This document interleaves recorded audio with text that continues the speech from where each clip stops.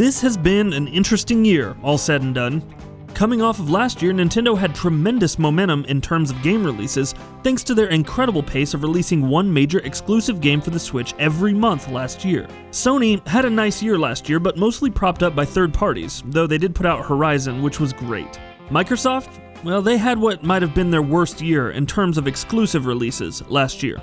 How will 2019 go? Well, all indications were Nintendo would maintain their momentum and give us another similarly fantastic year for exclusives. Sony had some major exclusives ready, so we were prepared for another great showing from them as well. Even Microsoft had some games announced and lined up. We all know what came of 2018. Sony blew away the competition. Nintendo unexpectedly had a very dry year. While they had some major releases such as Mario Tennis Aces, Kirby Star Allies, Octopath Traveler, Xenoblade, Torna the Golden Country, and Super Mario Party.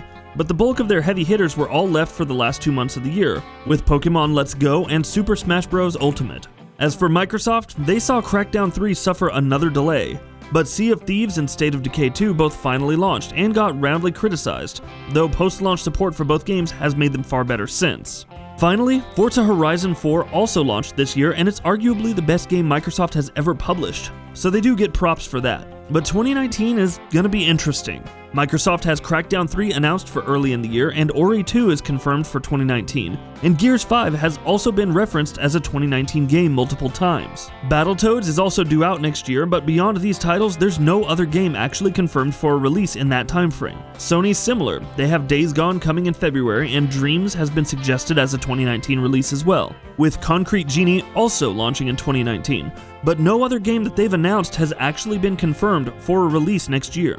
Halo Infinite has not announced any specific release window either. While the company also has a lot of new studio acquisitions, it's unreasonable to expect any of them to have a major Xbox exclusive ready to go in a year or less. Even the traditional yearly Forza game may be out of the question here, given the Turn 10 and Playground Games said that for the foreseeable future, Forza 7 and Forza Horizon 4 will be supported, suggesting no new Forza games for now. But this is unlikely given the series' release structure. For Sony, The Last of Us Part 2, Death Stranding, and Ghost of Tsushima, all announced, do not have any release windows. They may well release next year, but it's equally likely that some of them, especially The Last of Us and Death Stranding, slip into 2020, and might end up straddling the PS4 and PS5, a la Zelda from Nintendo.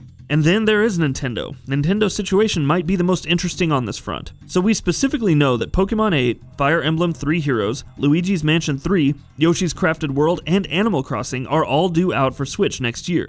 Nintendo has confirmed that they will hit 2019 for sure, and they have been reasonably good with actually hitting their deadlines with their Switch titles so far. Just on the basis of the games that we do know are coming to the Switch next year, the console's lineup blows the lineup on the other systems out of the water. And then there are games that are announced but don't have any release dates, such as Metroid Prime 4. These titles are confirmed to be in development for the Switch, but we don't actually have any idea when they're gonna come out. Not even a year. If they do meet a 2019 release window, then the already strong Switch lineup becomes even further bolstered, since these are arguably the most eagerly anticipated Switch games at the moment. We're also not taking any rumors into account here. Starfox Grand Prix is a game rumored for the Switch, and allegedly a 2019 release. Assuming it exists and comes out next year, then it's an addition to the lineup.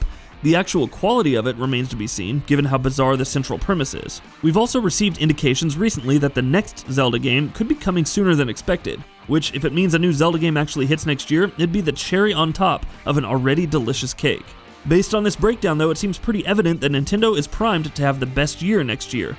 Although assuming Sony manages to get all of its announced games out next year too, they'll give Nintendo a good run for their money, if nothing else. However, in one sense, the discrepancy between the lineups announced for each system does make sense. The Switch is entering its prime, only completing its second year on the market, and coming after a reasonably quiet 12 months. The PS4 and Xbox One, on the other hand, are by all accounts near the end of their lives, and it's not unreasonable to suppose that most major projects in the works at Sony Worldwide Studios, or Microsoft Game Studios for that matter, are currently being aimed for a PS5 or Xbox Scarlet release. That said, enough is coming out to all systems that I think that no matter what console you primarily game on, 2019 is going to be a good time for you regardless. In the end, that's all we can ask for. And that wraps it up. If you like what we're doing, please consider subscribing to our channel. We upload new videos daily. Also, don't forget to switch on the bell notification icon, that way you don't miss out on any of our videos.